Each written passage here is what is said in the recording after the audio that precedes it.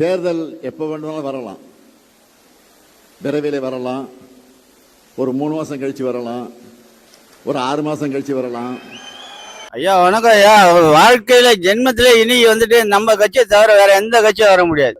ஆமா, விஜயை தவிர வேற எந்த கட்சியும் தலை கூட தூக்க முடியாது, வாய்ப்பே கிடையாது. ஆனா நேற்று திமுக தலைவர் ஸ்டாலின் வந்து எப்போ வேணாலும் ஆட்சி கலையலாம், திமுக காரங்கள் தயாரா இருங்க அப்படின்னு சொல்லியிருக்காரு. உங்க கருத்து என்னன்னா? அதெல்லாம் ஆட்சியெல்லாம் கிடையாது, நல்ல ஆட்சி நடந்துக்கிட்டு இருக்கு. எதுக்கு ஆட்சி கலையன? நல்லா மக்கள் போட்டிருக்காங்க, மாற்றத்தை உண்டாக்கியிருக்காங்க. எதுக்கு ஆட்சி கலையன? அதனால நல்லா ஓடிக்கிட்டு இருக்கு. உடனே எல்லாமே செய்ய முடியாது, கொஞ்சம் கொஞ்சமாக தான் செய்யணும். மக்கள் நல்லா தான் இருக்காங்க. மக்கள் சொல்கிறாங்களா? 100 பேர் 4 பேர் 500 பேர் 1000 பேர் சொல்கிறாங்களா? அது சொன்னால் கேட்கணும். அவங்களாம் சொல்லிக்கிருந்தா போதுமா? நீ போய் மக்கள் ஃபுல்லாக பேட்டி எடுக்க சொல்லு, போய் கேட்க சொல்லு. நல்லா தான் ஓடி இருக்கு. அதெல்லாம் ஆட்சியெல்லாம் கிடையாது. தாவேகா தான் இனிமேல் ஃபுல்லாக தாவேகா தான். டிஎம்கேக்கு என்ன வேலை இங்கே நீங்கள் சொல்லுங்கள். 60 வருஷமா தொடர்ந்து மாறி மாறி இவங்க கொள்ளையடிச்சாங்க, உடனே அவங்க கொள்ளையடிச்சாங்க, அவங்க கொள்ளையடிச்சாங்க, இவங்க கொள்ளையடிச்சாங்க, இதை தானே பார்த்துட்டு இருக்காங்க. இப்போதாங்க மாற்றம் வந்திருக்குது. கண்டிப்பாக முதல்வர் செய்வார். எல்லாத்துக்கும் நம்பிக்கை இருக்குது, எங்களுக்கு முழுசாக நம்பிக்கை இருக்குது. உள்ளாட்சி தேர்தல் நீங்கள் பார்க்க தானே போகிறீங்க. இதே மீடியாவில் உள்ளாட்சி தேர்தலையும் நீங்கள் இதே மாதிரி போடுவீங்க. பாஸ் அவுட் இப்படி தான் சர்வீஸ் ஆடுற மாதிரி முடிஞ்சிச்சு. டிவிக்கே தான் கண்டிப்பாங்க. இந்த நிமிஷம் இடைத்தேர்தல் வந்தாலும் தளபதி தாங்க. இந்த நிமிஷம் இந்த நொடி தளபதி தான். தமிழ்நாடு மக்கள் தெளிவா இருக்காங்கன்னு அவங்களே சொல்லியிருக்காங்க.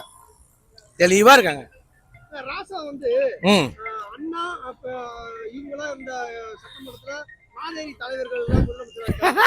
ஒரு நாதேரி யார்? நாதேரி ராசா நாதேரியா இல்லையா? நீங்க சொல்லுங்க, நாதேரியா இல்லையா? யார் காத்த வித்து காசு சம்பாதிச்சது யாரு சொல்லுங்க? திகார் ஜெயில் வரைக்கும் போயிட்டு வந்தது யாருங்க? அவெல்லாம் ஒரு பேச்சுன்னு சொல்லி பேசிக்கிறீங்க. திமுக தலைவர் ஸ்டாலின் வந்து ஆட்சி எப்போனாலும் கலையலாம், தயாரா இருங்க அப்படின்னு சொல்லிட்டு திமுக காரர் சொல்லியிருக்காரு. கலைய வாய்ப்பு இருக்கானு சார்? அவரே அவங்க அப்பா ஒரு ஊழல்வாதி, அடுத்து வந்து ஸ்டாலின் ஒரு ஊழல்வாதி, உதயநிதி ஊழல்வாதி. கலைஞ்சாலும் வந்து அவர் வரப்போறதில்ல. ராசாவுக்கு வந்து பொது தொகுதியை கூட சொல்லுவாங்களா? ஏன் வந்து தலித் தொகுதி தராங்க ராசாவுக்கு? ராசாவுக்கு எதுக்கு தராரு ஸ்டாலின்? ஒதுக்கப்பட்டவர் தானே, அது பொது தொகுதி கொடுக்க சொல்லு. நீலகிரியை கொடுக்குறாரு, பெரம்பலூர் கொடுக்குறாரு. எதுக்கு ராசாவுக்கு வந்து பொது தொகுதி தராது? இது ரிசர்வேஷன் கொடுக்குறாரு ராசாவுக்கு. ராசா இதுக்கு பேச தகுதியற்றவர். ராசா வந்து பேச தகுதி இல்லாத ராசா. ராசா அதை பற்றி பேசக்கூடாது. அண்ணா ராஜாஜி இந்த சட்டமன்றத்தில் நாதேரிங்களா வந்து முதலமைச்சராக இருக்குன்னு சொல்றாரு ராசா. ராசாவா? ராசாவே ஒரு நாதேரி தான். ராசாவுக்கு அதை பற்றி பேச தகுதியற்றவர். ஆனால் நேற்று திமுக தலைவர் ஸ்டாலின் அவர்கள் என்ன சொல்லியிருக்காங்கன்னா, மீண்டும் இடைத்தேர்தல் எப்போனாலும் வரலாம், திமுக காரங்க தயாரா இருங்க அப்படின்னு சொல்லிட்டு சொல்லியிருக்காரு. உங்க கருத்து என்னன்னா? வணக்கங்க. உங்க சேனலுக்கு வாழ்த்து. திராவிட முன்னேற்ற கழகமும் அதிமுகவும் நம்ம ஒரு 20 வருஷம் 25 வருஷம் வரைக்கும் கோட்டை பக்கம் எட்டியே பார்க்க முடியாது. அதுதான் உண்மை. ஸ்டாலினே அங்கே நின்னாலும் அங்கேயும் தோக்குறது உறுதி தான். இடைத்தேர்தல் வரும். இப்போ 6-7 தொகுதிக்கு இடைத்தேர்தல் அறிவிச்சிருவாங்க. திமுக நின்னாலும் வராது, அதிமுக நின்னாலும் வராது. அதிமுக 4வது இடத்துக்கு 5வது இடத்துக்கு போகும். திமுக 2வது இடத்துக்கு தான் வரும். அங்கேயும் ஸ்டாலின் நின்னாலும் அங்கே தோத்துருவார். ஆட்சி கிடையாது.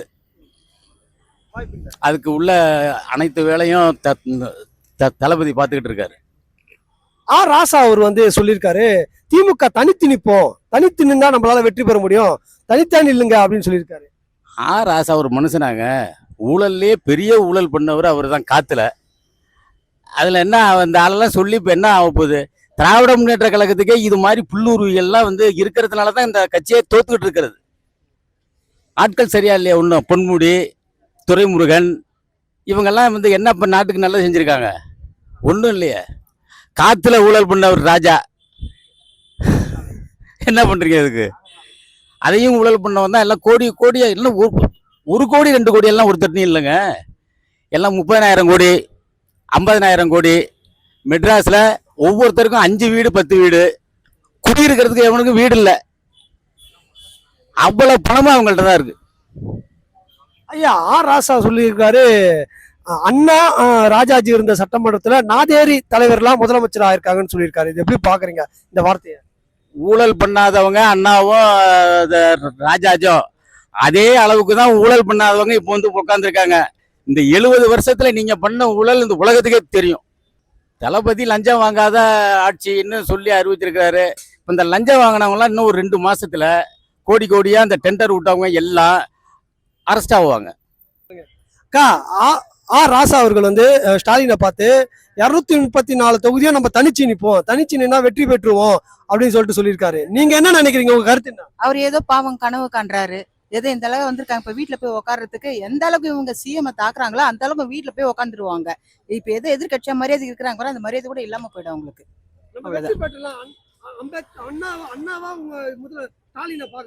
அவர் பாவம் கனவு கண்டாரு. என்ன பண்றது, அவர் என்ன வேணா பாக்கட்டும். மக்கள் எப்படி பாக்குறாங்க அவர், அதான் முக்கியம்.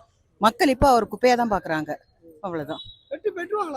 அது அவங்களுடைய கனவுங்க, அது நடக்காது. அவர் இப்ப இதுல வெற்றி பெறாதவங்க அதுல வெற்றி பெறுவாங்கன்னு அவங்க நினைக்கிறாங்க. மக்கள் ஏற்கனவே கொடுத்துட்டாங்க அவங்களுக்கு பதிலு, இருந்தாலும் அவங்க கனவு காண்றாங்க, வேற ஒண்ணும் இல்ல. ராசா வந்துட்டு சொல்லியிருக்கிறாரு 234 தொகுதியில தனித்து போட்டியிடலாம்னு சொல்லியிருக்கிறாரு. அதை நான் எப்படி பாக்குறேன்னா, துண்டா காணோம் துணியா காணோம் ஓடி போவதாருங்க எங்க திமுக தானங்க என்ற பெருமையா சொல்ற அளவுக்கு தான் அவர் நடத்துவார்னு நினைக்கிறேன்.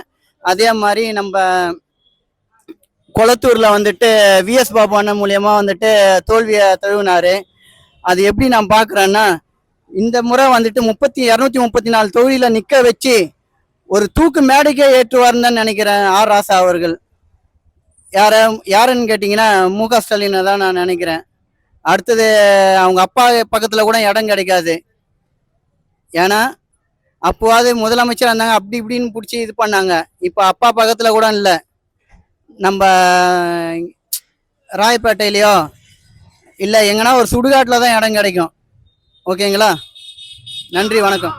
வந்து அண்ணா ராஜாஜிலாம் இருந்த சட்டசபையில நாதாரிகளா இன்னைக்கு தலைவராகி முதலமைச்சராக சொல்லியிருக்காரு. நாதாரிகளா இருந்து நாதாரிகளெல்லாம் முதலமைச்சர் ஆக்கல, ஒரு நல்ல மனுஷனை தான் நாங்க முதலமைச்சர் ஆக்கி இருக்கோம். நாதாரிகள் எதை நம்ம வந்துட்டு மேல போடுறோமோ அதுதான் கீழே விழும். ஒரு கல்லை மேல தூக்கி போட்டா அந்த கல்லு தான் கீழே விழும். ஒரு பூவை மேல போட்டா அந்த பூ தான் கீழே விழும். அந்த மாதிரி நாதாரிகள் அவரை சொல்லிக்கல, அவருடைய திமுக இருக்கிற அவங்க கூட்டணியில் இருக்கிற எல்லாரையும் தான் சொல்லியிருக்காங்க நாதாரிகள். எங்க தங்க தளபதி நாதாரிகள் அல்ல. ஓகேங்களா, அதே மாதிரி எங்க விஎஸ் பாபு என்ற ஒரு தளபதி, தங்க தளபதி கொளத்தூரில் நிறுத்திய சிங்கம் விஎஸ் பாபு அவர்களிடம் அடி வாங்கி, தேர்தலில் வேட்பாளராய் நின்று அடி வாங்கி ரத்தம் சிந்த சிந்த ஒரு ஓனாய் கூட்டமாய் கொளத்தூரை சுற்றி உலா வந்தது. கூடவே குள்ளநரி கூட்டமாய் சேகர் பாபும் உலா வந்தார். மீண்டும் இடைத்தேர்வு வந்தால் 234 தொகுதியிலையும் விஜய் சார் தான் ஜெயிப்பாரு. இதுல மாற்ற கருத்தே இல்லை. இந்த என்ன இது மாதிரி ஒரு தேர்தல் வர்றதுக்கு சந்தோஷப்படுறது பொதுமக்கள், போடாத இளைஞர்களோ பொதுமக்களோ எதிர்கட்சிக்காரங்களோ மிஸ் பண்ணியிருப்பாங்க. அதை இப்ப 40 நாள்ல ஏன்டா நம்ம விஜய் சாருக்கு போடலன்னு மிஸ் பண்ணியிருப்பாங்க. அவங்க அனைவரும் போடுவாங்க. 1.5 லட்சம் கோடி மக்கள் போட்டவங்க 2.5 கோடி லட்சம் போடுவாங்க. சாதாரணமா வருவாங்க. இப்படி மட்டும் ஒரு ஆட்சி கலைஞ்சதுன்னா சந்தோஷப்படுறது உலகமே, தமிழ்நாடே. அவர் இன்னும் முதல்வருடைய நினைப்புலயே இருக்காருன்னு நினைக்கிறேன். தோல்வியை முதல்ல ஒத்துக்க சொல்லுங்க. அவரை தோல்வி ஒத்துக்குன்னு இந்த 5 வருஷம் எதுக்காக தோத்தோம், ஏன் தோத்தோம் மக்கள் கிட்ட போய் கேட்க சொல்லுங்க. இடைத்தேர்தல் எப்படி வரும்? இவர் புரோக்கர் வேலை செய்யறாரு. இடைத்தேர்தல் வர்றதுக்கு வேலையை பாருங்க. தேர்தல் நடக்கலாம், அதனால தயாரா இருங்க திமுக காரங்களை பார்த்து ஸ்டாலின் சொல்லியிருக்காரு. ஆட்சி கலையை நினைக்கிறீங்களா? கலையே கலையாது. அவர் விஜய் தான் வருவாரு. இன்னொரு வாட்டி அவர் பிடிச்சா அவள் தான் வேலைக்கு. ஸ்டாலின்லாம் வரமாட்டார். விஜய் தான் ஆட்சி. ஆமா, ஆட்சிலாம் கலைய வாய்ப்பில்லை. இன்னொரு தேர்தல் வர்றதுக்காக அவரை வர வச்சிருக்கிறோம். இதுக்கு மேலெல்லாம் வர முடியாது. இவரு தான். ஆமா, ஓகேவா, இவரு தான் ஆட்சி கலையும் போல சொல்றாரு. அதெல்லாம் கலையறதுக்கு வாய்ப்பே கிடையாது. வர கஷ்டம்ல, அவரை உட்கார வச்சிட்டோம்ல, இதுக்கு மேல அவருதான். இனிமே அடுத்த ஜெனரேஷனுக்கு அவருதான். நேத்து ஸ்டாலின் அவர்கள் வந்து திருப்பி ஒரு இடைத்தேர்தல் வர வாய்ப்பு இருக்கு, தயாரா இருங்கன்னு திமுக காரல சொல்லியிருக்காரு. உங்க கருத்து என்னென்ன? இடைத்தேர்தல் வாய்ப்பில்லை. விஜய் தான் தொடர்ந்து இடைத்தேர்தல் வந்தாலும் விஜய் தான் ஜெயிப்பாரு. விஜய் தான் ஜெயிப்பாரு. விஜய் மாற்றம் வந்துச்சு, இன்னும் மாற்றம்ன்றது விஜய் தான் சான்ஸ். மாற்றம் வந்துருச்சு. ஆமாம் மாற்றம் வந்துச்சுன்னா இப்போ அதிமுக இருந்தது. இப்போ தமிழக வெற்றி கழகம் வந்துச்சு. தமிழ்நாட்டையே மறுபடியும் மீண்டும் இடைத்தேர்தல் வந்தாலும் விஜய் தான் ஜெயிப்பார். வேற வாய்ப்பு இல்லை சார். திமுக கேட்கறதுலாம் வாய்ப்பு இல்லை. விஜய் தவிர ஜெயிக்க வாய்ப்பு இல்லை. மீண்டும் எதனால நிலைமை வந்திருக்கு தமிழ்நாட்டுல? ஏன்னா தமிழ்நாடு நம்ம சின்ன வயசுலேருந்து பார்க்குறோம், ஓட்டு போகிறோம். திமுக மாறி மாறி வந்துடுறோம். இப்போ புதுசாக ஒரு ஆள் யாருன்னா விஜய் வந்திருக்காரு. எவ்வளோ பேர் வந்தால் அடுத்து அரசியல்வாதிகள் வந்து இப்போ வரல. நடிகராக விஜய் வந்தார். அதனால் விஜய்க்கு ஒரு வாய்ப்பு. இனி விஜய் அதை தக்க வச்சுக்கிட்டு மக்களுக்கு தேவை என்னவோ அதை கரெக்டாக பார்த்து கரெக்டாக கண்டெயின் பண்ணிடுவார் சார். ராசா சொல்றாரு தனிச்சு நிப்போம், நம்ம தனிச்சு நில ஜெயிச்சிடலான்றாரு. தனிச்சு நிச்சு கேட்க முடியாது. கூட்டணியே வராமல் தனிச்சு நின்னா விஜய் ஒரு ஆள் தான் சார் வாய்ப்பு. தனிச்சு நின்னாலும் விஜய் தான். கூட்டணியே இல்லாமல் விஜய் கூட்டணி இல்லாமல் திமுக அப்போ இருந்தே கூட்டணி இல்லாமல் வரல. இனிமேல் தனிச்சு நின்னா ஜனங்க ஏற்றுக்குவாங்களா? மற்ற கட்சிக்காரங்களாம் இருக்காங்களா, கூட இருந்தவங்களாம் பிரிஞ்சிருவாங்களா? தனிச்சு இப்போ நின்ன மாதிரி இனிமேல் நின்னாலும் விஜய் ஒரு ஆள் தான் வாய்ப்பு. ஆட்சி கலையத்துக்கு எப்போனாலும் வாய்ப்பு இருக்கு. திமுக காரங்களாம் தயாரா இருக்குன்னு சொல்லியிருக்காரு. அது வாய்ப்பு இருக்கானு? ஐயா இப்போ ஆட்சிக்கு வந்திருக்காரு, அவரை கழிச்சு இது பண்ணிடுறாங்க, விட்டுருங்க. கொஞ்ச நாளைக்கு வாழட்டு, ஒரு 5 வருஷத்துக்கு. ஆமாம் 5 வருஷத்துக்கு வாழட்டு விடுங்க. ஆட்சிக்கு வந்தால் கூட 234 தொகுதியில் அடுத்து அவர் தான் வருவார். ஆமாம் நிரந்தர முதலமைச்சர் தான். ஆனா நேற்று மேடையில் ஸ்டாலின் வந்து எப்போ வேணாலும் ஆட்சி கலையலாம், 3 மாசமோ 6 மாசமோ திமுக காரர்கள் தயாரா இருங்கன்னு சொல்லியிருக்காரு. கலைய வாய்ப்பு இருக்கானு?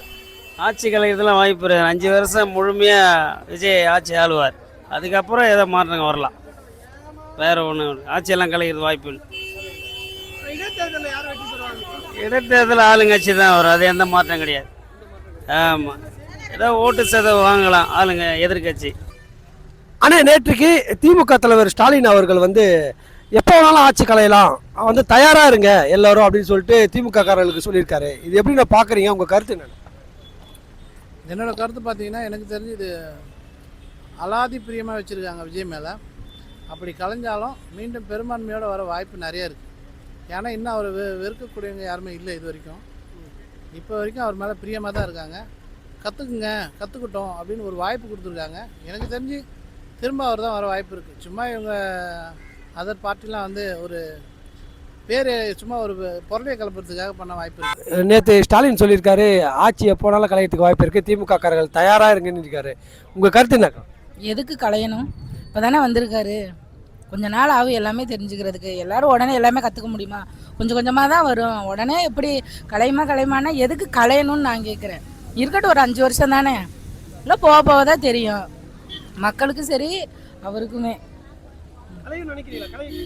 இல்லை வாய்ப்பு இல்லை. அவர் தான்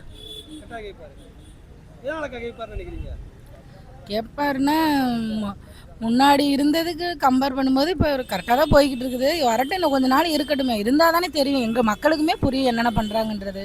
இப்போ தானே எங்களுக்குமே இந்த ஆட்சி வந்ததுக்கப்புறம் தான் யார் யார் எங்கெங்கே இருக்காங்கன்றதே தெரியும். அதுக்கு முன்னாடி நியூஸ் சேனலே சரியாக பார்க்குறதில்ல. பார்த்தாலுமே யார் யார் வராங்க என்னன்றது நியூஸ் சேனலே சரியாக யாரும் பிள்ளைங்க பார்க்குறதில்ல. இப்போ தானே தெரியுது. வரட்டும், கொஞ்சம் நாளைக்கு இருக்கட்டும்.